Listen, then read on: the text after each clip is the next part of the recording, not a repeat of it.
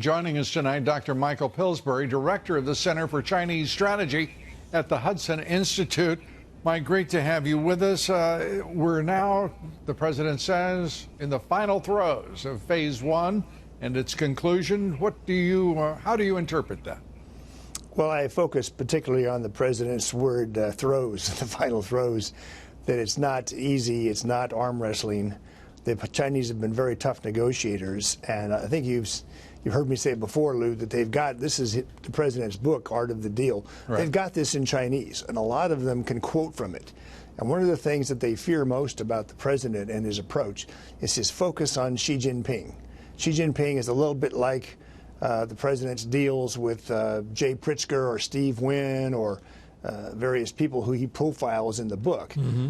So they're nervous, and they've been fighting quite hard. They're a very powerful country, I think, in many ways. But the president may get the best of this in the near term, at least part of it.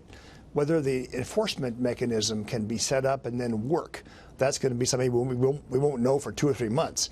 I think that's going to be the real test, because one thing President Trump, or Donald J. Trump in his book, warns about, he says, never settle for a letter of intent.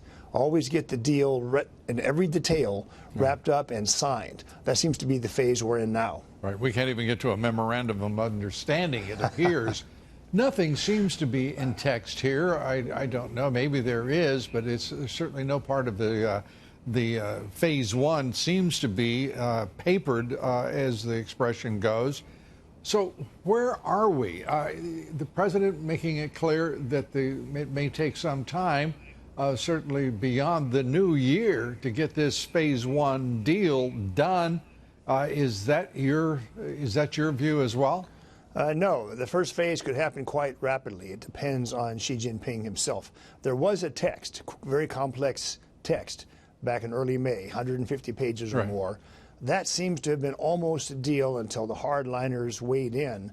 And there's some evidence that they actually threatened President Xi Jinping, that he better not give away China's predatory model because so much depends on it. But the other side, the reformers, are very clever, Lou. They sometimes invoke Xi Jinping's father, who was one of the first reformers, some say the biggest reformer of them all, back in the 1979 to 82 time frame, and that Xi should continue to stick with his father's approach to a more free market economy. So we have this struggle going on back in Beijing, which I think President Trump knows about. That could turn any day. We could have a signed agreement as early as 2 or 3 weeks from now. But we could also have another impasse where the hardliners complain that we're being too tough in Hong Kong, or America is out to hurt China, so the hardliners can block progress again. That's what I'm afraid of. Hardliners blocking progress from the Chinese side, and fear of Chinese reprisal blocking the president's signature of the Hong Kong human rights legislation passed by both the Senate and the House? Well, I think it's fear on our side that China will not actually implement its legally binding agreement. There's got to be a mechanism set up with an office in Beijing where American companies can file complaints, and then there's action taken on them. That's one of the most important things. So I'm less worried about Hong Kong and other factors than I am the hardliners just saying, no, this is a violation of sovereignty. And they throw in Steve Bannon and the Committee for the Present Danger from China. They say these people want to bring China to its knees and destroy it. Therefore, we can't have a trade agreement because it's part of a larger plot. Well, hell, I mean, Mike, you know that there are Chinese admirals and generals in the People's Liberation Army and Navy who want to destroy the United States. So the hell with their nonsense. This is pretext, and they're trying to play us for damn fools. I don't think they're going to succeed. If I was rereading, well, I don't think they're going to succeed, but I don't think we should, act as though we're not animated by their attempts to do so. Well, I think the main idea is to face down the hardliners and show that they're wrong, that China is suffering so much from the tariffs, the technology measures, the new CFIUS that's working to aggressively block their buying companies in Silicon Valley. There's a number of steps that have gone ahead already that the hardliners have to just say, this is a tougher president than we thought we were dealing with. Yeah, I think that they should have learned that. But on the other hand, we have some lessons too. The very idea that the enforcement mechanism would be in Beijing when they steal our intellectual property, which they promise they won't do, when they force transfer of technology, when they promise they won't do so, when they have reneged on every damn agreement they've made, not only from the World Trade Organization entry of China, but to Hong Kong and the 97 agreement as well. I mean, at some point, we have to ask ourselves, which agreement that they've reached with any Western power have they ever honored? Well, I think what the president's trying to do is set up a mechanism by which there'll be legal consequences or tariffs. Well, if the legal consequences have to be adjudicated or mediated within Beijing, that's not very helpful, is it? Well, there's going to be an office in Washington, D.C., too, I think. But that's partly for Chinese face, that in case they have any complaints, they can bring them to our attention. I don't think we steal anything like what they steal from us. One thing the president has said over and over, China's not going to surpass America on his watch. I think that's a very serious factor in his thinking. I don't think he's intimidated by these hardliners in China. I think that's why he said several times now recently, the deal is not going to be 50-50 or equality. He criticized President Xi last week for using the word equality. He wants us to have a much bigger victory to make up for the sins and the theft and the pillaging of our country for the last 20 years or so. That's what I think he's focusing on very clearly now. He's made that very clear. And the question is whether or not the Chinese have the sophistication to comprehend what that truly means, and whether or not they think that they can continue to cast their position into the most insulting architecture imaginable. Well, it's why I think that more tariffs, raising the tariffs between now and December 15th, is still a very live option for the president to consider.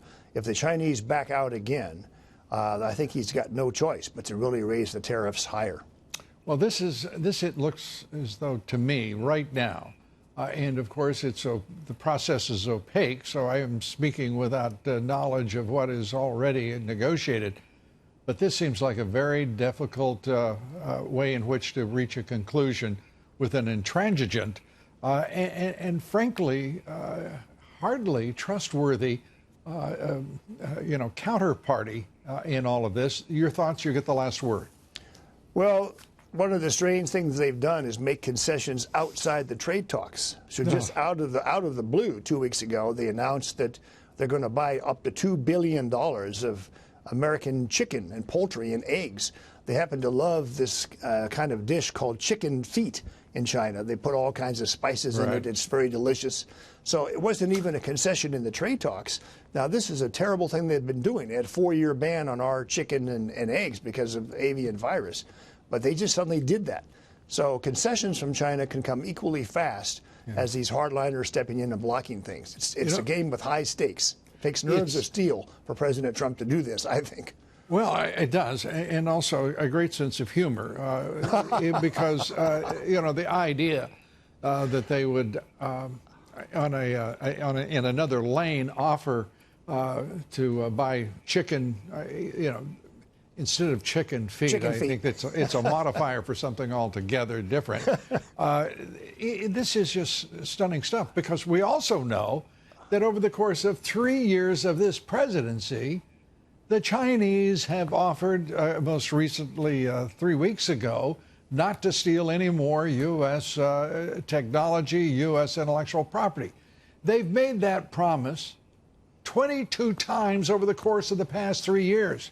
At some point, it becomes tiresome, doesn't it? Yes, and the number is much higher if you count the number of times Xi Jinping made the promise to Barack Obama. Yeah. Well, we're going to keep it in the what would we call the period of enlightenment and illumination these past 3 years. Michael Pillsbury, I would just say nerves of steel and a certain sense of wit. I think our president has both of them, don't you? Oh, absolutely. And I can't say that I perceive the same being reciprocated by Xi Jinping. Michael Pillsbury, always good to talk with you. Thanks. Thanks, Appreciate Lou. it.